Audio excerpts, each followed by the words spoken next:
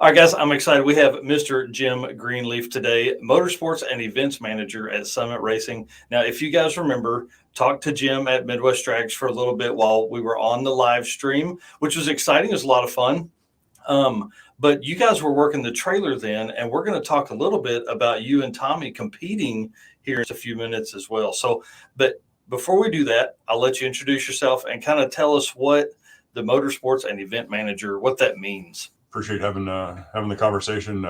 As a Motorsports Events Manager, I think I'm going on 13 years in this spot. Been with the company 26 years. So started out in a retail store and did a lot of the local, besides running the store, obviously a lot of the local tracks and sponsorships and things like that.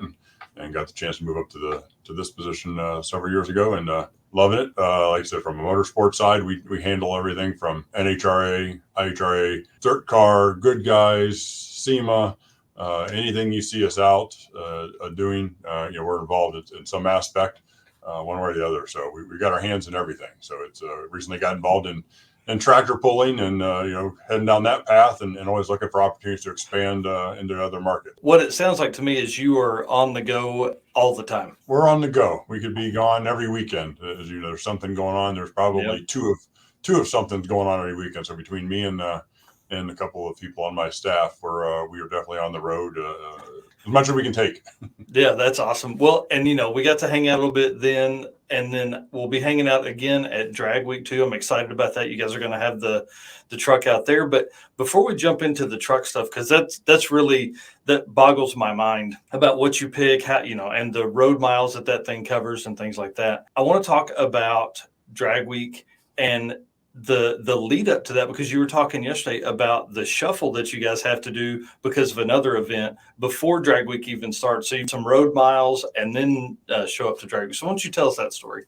Oh, for this year, yeah, absolutely. We last year was our first year participating in Drag Week, and there's definitely the word addiction is the proper term, because once you've done one, there's definitely I got to go back and do this again. It's such an adventure.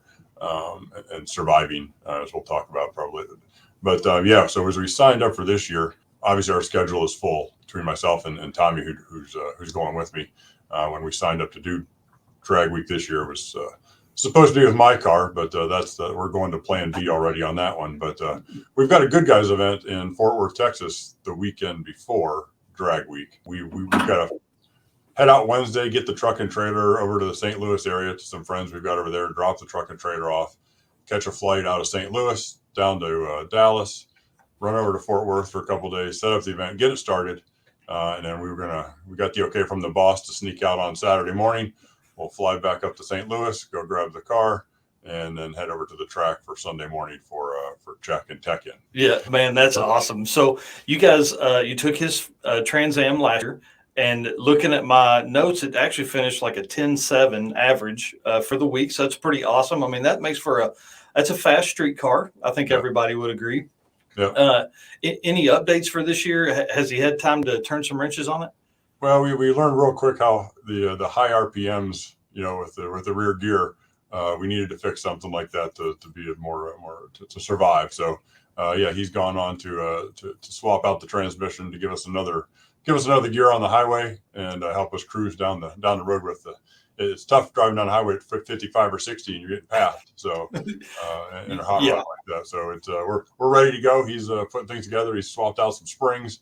Obviously the time on the road there takes its toll on different things. And we're about put back together and ready to go. We need to get some test laps in here at the local track before we head out. Yeah, that's always a good idea, is to at least make a pass before you go down and spend a week driving, 1,000 miles and something. Absolutely. Yeah. Yeah. You guys are competing, but also the truck is going to be there. So I'd like to talk about that a little bit, because some of that goes along with the drag and drive stuff, because you guys are fixing stuff on the truck as you go too. This will be the third drag and drive event that the truck has been on for sure. And I think you as well, right? Sick Week, Midwest Drags, and now Drag Week. Yep. Start taking the truck along. Yeah. We've experienced the same challenges with the truck as everyone experiences with the cars. It's a lot of miles, day in, day out, nonstop. Got to get to the next one. So we've had some we've had some MacGyver repairs at the rest areas or in the gas station parking lots with tie downs and holding up exhausts. We've had to carry gallons of water along with us and stop every couple hours to put water in the truck because we were chasing a cooling issue, which Nice. ended up being much more severe than we thought by the time we got to the end. And I think sick week we rolled into we'd already made arrangements to have the truck looked at in Florida, South Georgia actually, before we headed up to one of Duck's races. And as we pulled into the dealership to drop it off, the front tire had gone flat on its way up the ramp. So we were fortunate we were where we were and didn't have a blowout or something more catastrophic there. So Yeah. But yeah, we've definitely had our challenges and time on the side of the road with the truck. So we're hoping some of that's behind us and trying to keep that maintained as much as possible too. Well, and the biggest part of that too is like that big truck stuff isn't something you can go to Tractor Supply and pick up as you're cruising down the road. No, just chasing down a radiator cap for the thing was a challenge, and I think we're somewhere near Valdosta, for South Georgia there. So yeah, it was luckily we were fortunate enough we had another vehicle that we could go chase down some parts with that. So fingers crossed with that one because it is like I say, it's not a quick fix when something happens. Yeah, definitely. Now, will you and Tommy kind of travel with the truck? Like, will you be in proximity with the truck, or will you guys be typical drag week? You making your passes and you're going on? No, we're typical drag week. That's separate. We've got Nice. a couple other guys. So it's like a vacation. Well, yeah, it's vacation time. Yeah, we're gonna run this just like we are participants. Alec and Kevin are gonna man the truck. We're gonna make our passes. If we're happy, we're gonna get on road. Obviously, they're gonna stick around until later in the day. Hopefully, we don't have to go save them at some point. But no, we've seen we've seen how different racers approach this. We've seen some show up at 8:30 in the morning, get their pass, and we're passing them on their way out as we're pulling in. And Yep. We've seen some others who come in later in the day and do all the work and change over and make their passes late and then travel in the evening. So it's interesting to watch the strategy as this goes. And I guess our joke is we've yet to make it to the hotel before dark. So that's one of our goals this year is to get to the hotel or the next stop before dark. So. Oh man, good luck with that one. That's probably the hardest part. And the guys of Miles of Mayhem are living that right now while we're recording this, because there were some posts I saw when I got up this morning at 2 or 3 o'clock in the morning, folks saying, "Hey, we finally just arrived at the hotel." Yeah. People look at the map and they see, 200 miles. That's 3 or 4 hours, but it's not. Everybody, it's you stop at a gas station for an hour. We stopped at a gas station just to fill up, and we don't know what happened. Battery went dead, and we were there for 3 hours. Don't know what happened there. It was a brand new battery, so we're not sure what happened there. I think maybe the water pump was still on. Something drug it down real quick on us. So yep, and that's part of the adventure. That's really what people need to understand. Wagon drive events is that's part of the adventure. It is. I'd like a little less adventure maybe next time, but yeah, we had rocker arm issues. We were breaking rocker arms and. Changed one and ended up changing one in a Circle K parking lot at 10 o'clock at night, one in the Hampton Inn parking lot. And then at that point, fortunately, we brought a whole set. So we swapped them all out before Byron, and we were good the rest of the way. But yeah, that's definitely part of the adventure and part of the story we have. But I want to try with a little less story maybe this year. Yeah, there you go. Back to the truck. How do you guys determine which parts to bring? I think that's probably my most intriguing question is how do you know what to bring on these trips? We want to bring it all. We're disappointed when we don't have something somebody needs. It really, we're here to help. And over these several events and several other kind of big money bracket races that we've done where we spend 4 or 5 days there, we learn what people need, what they ask for, and we try to have a general selection of alternators, fuel pumps, water pumps. Try to bring some of that universal stuff, lots of hoses and fittings and I think, like said, it's almost you got to MacGyver it. How do I survive at this point? I may not have the exact piece you need, but hopefully we got something. It's a lot of heat issues, whether it's keeping things cool, whether it's a mat to keep some heat off of something. There's always something. So we just kind of learned. Then the more we do, the more we want to bring. We started throwing some more tools on there. And again, not so much to sell them, but if you need something, we'd definitely like to have that tool on hand for you to get back on the road. So every time we miss something that we don't have something, we put it on the list and hope we'll have it ready for next time. So. That's great. Summit Racing is definitely making itself a big part of the drag and drive community and explosion that is happening. By one, attending, but then two, sponsoring events and things like that. I want to ask you from your side, why do you think drag and drive is just accelerating like it is? And it is just one thing, it's a good time when you're out there. And I think that is spreading as people see and hear about these things. There's a lot of coverage on obviously social media. A lot of people that are preparing cars just for this, but man, it's the fun of driving your car. The idea of maybe sitting at a car show all day doesn't appeal to everyone, and doing something different than a bracket race is different. These are interesting because they're not. I say the competition level isn't necessarily the same as a bracket race. Number one, everybody wants to see you survive. There's 350 other participants that would do anything for you if they could. We had people turn around and come back and check on us at that Circle K that night, in the dark, and and we would do the same. But there's such a camaraderie during these events that I honestly say I haven't felt in a long, long time. We've made the joke that it even gives you a little hope and human spirit here that there's that there's goodness out there, and it's definitely a fun. Again, the adventures there, the challenges are there. I know the first time we pulled out a 131 with nothing but that little trailer behind us, it was a little anxious. What are we doing? And we're going to be 5 or 6 hours away from the trailer or home, and you try to have some backup plans if you needed to call somebody for some help. But it definitely felt good to meet everybody and hang out and know that there were other people out there that had your back if you really needed something along the way. Yeah, and complete strangers, people you've never talked to. Yeah.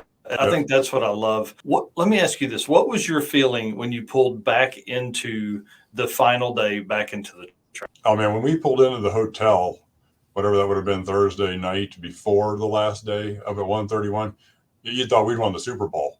We were, and everybody else that came into the parking lot that night, it was a cheer that you'd made it back to 131. It was dark. We had just swerved past a deer in the road. I mean, it was just again, it was dark again. But man, it was just such a feeling of accomplishment to have just made it back to the hotel that night. We knew we only had 20 miles to get up the road the next morning. And so at that point, you kind of felt like you're at least close to the truck and trailer if you needed something. But getting back to that hotel that evening before the final day was probably the best feeling we had all week. Yeah, it's an amazing feeling, and nobody will understand that until you've covered 800 plus miles in a race car, literally listening to every squeak and rattle because you're trying to make sure it's not something that's going to break. Oh man, we thought we'd rip the bottom of that car so many times. It just the exhaust. I think we'd wore off the flanges on the headers. Those back roads are definitely brutal.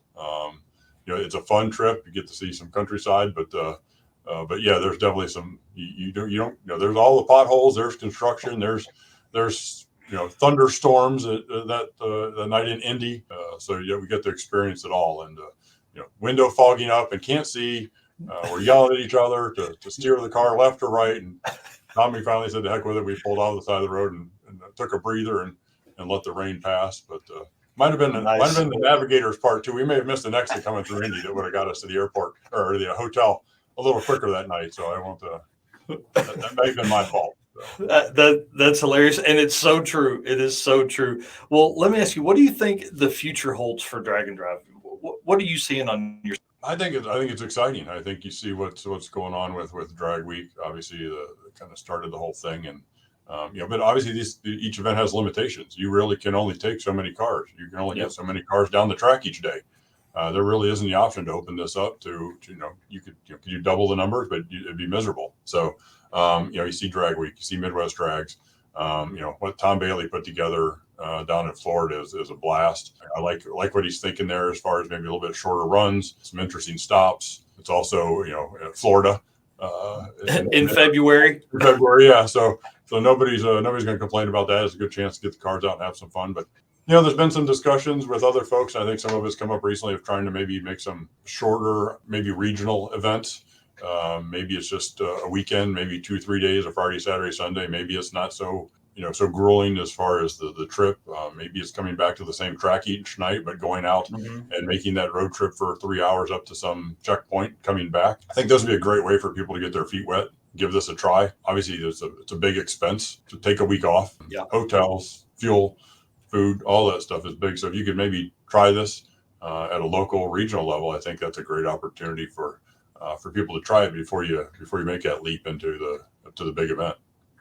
Yeah, and that's, I've been preaching it for months and months that regional and local are, those are the gateway drugs into drag and drive, because once people get that feeling of being in their race car for that long, I think they'll enjoy it more, because if you jump in your car and you drive to a car show, local car show, okay, you're in an hour, maybe at the most. You jump in your car and drive it to the racetrack, maybe you're up there 2 hours. But to be in that car for 6 hours with a buddy, typically, because that's what I would always recommend, that's a completely different feeling. And a lot of times that's why we build these cars, is to enjoy them and have fun, Yeah, that's where a lot of these race cars started.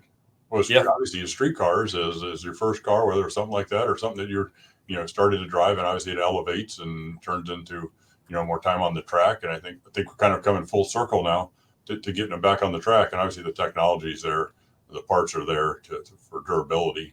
Yeah, definitely. Tires, things like that. So no, I think it feels good. I think it's almost a full circle as to where we started, maybe what you did for a few years, and now kind of back to getting back on the road and enjoying the cars for where all started. And then, while we're focused obviously on drag and drive stuff here, you guys we're also the title sponsor of Summit Autocross Week, which is another race and drive. I don't even know how to autocross and drive event. Do you think we'll begin to see more events kind of like that, like people taking these drift cars and driving from track to track and autocross track to track? I don't know. I think the Autocross Week was very successful for the first year. I've done some autocross here locally, so after doing Drag Week, and it was like, man, we should do this. We should do this. The same concept. It's a great concept, and obviously it's similar cars that are competitive, but again, some street cars, some daily driven. It's nice to see. There's all these late model cars with all this power that don't really, you don't get a chance to really utilize or have fun with it. So, so whether it's drag racing, autocross, it's a fun way to do it. We had a good relationship with UMI and Akron Sports Car Club helped put it together and helped man a lot of the tech and the day-to-day operations of the event. So, no, I think it was fun. I think we learned a lot. Obviously, first year, everybody had that same feeling, that same camaraderie. We'll tweak some things for next year that we think will help. Obviously, hopefully, gas prices, things like that, are in a better position next year than they are right now. But no, it was a lot of fun. Something we've been talking about for years. But it's just kind of getting all the partners and all the pieces together because it's a lot of work. And most I know that the racers and participants have a challenge of getting from track to track, but we need to thank all these guys and gals that put these things together, because you got to remember they're there till way after we leave, and they're there before we get there in the morning. So that is a grueling week for all the organizers that make these happen for us. So that is for sure. And what's great is we're seeing more and more events come up, seeing more and more people get involved in the promotion and hosting side of these events. So, I can only hope the next 5 years brings is just a huge, even bigger explosion. November will be the first time we've actually had two regional drag and drive events on the same weekend. So it'll be exciting to see how that works out and things like that. Well, I know you're a busy guy. I don't want to take up any more of your time. What can we expect your Camaro to run when it comes out? Again, it started out as a street car. It was my first car, so we're going back.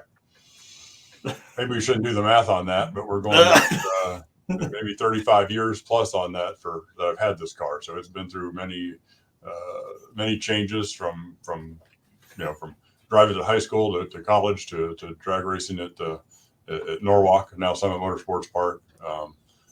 So this was not the plan a few years ago when we started this project. Was it was going to be a street car, something to jump in and drive it to work, have fun with it. So we did the LS swap. So I think at best we're an 11-second deal. Nice. I'm not looking to put cage and stuff in it, so I'm just trying to keep it at that level of fun without getting too carried away. So I made it this far without cutting it up and doing anything crazy. So just looking at, again, kind of that middle of the pack, fun car that we can jump in and go anywhere we want to if we want to. So whether the sun's shining in the morning, we're going to jump in and drive it to work. So that's the plan. That's awesome. So let me ask you this then, being the level you are, is it kind of like a test bed for some of the Summit racing parts, Summit, all the in-house products you have? Do you get some of those maybe a little bit early? No, not with this one. We don't. We do get them, but we usually work. We've got some other test meals, I guess we'll say, that we have in-house, whether it's on a dyno or whether it's on one of the cars that we've got.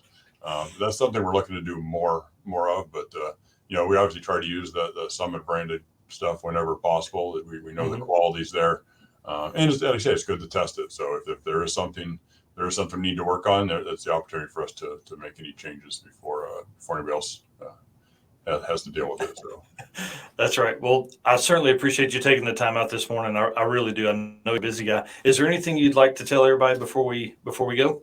No, we're just proud to be a part of it. Check us out when you need something. Like I say, we're going to be there on the road for Drag Week. We do have the parts on hand.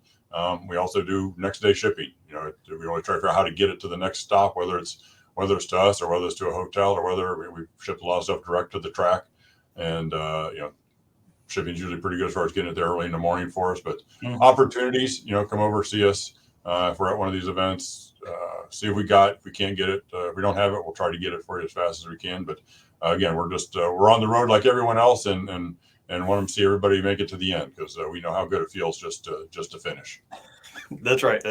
Well, thank you so much again for your time this morning. I really do appreciate it. No, thanks for everything you're doing to help promote the Dragon Drive. So.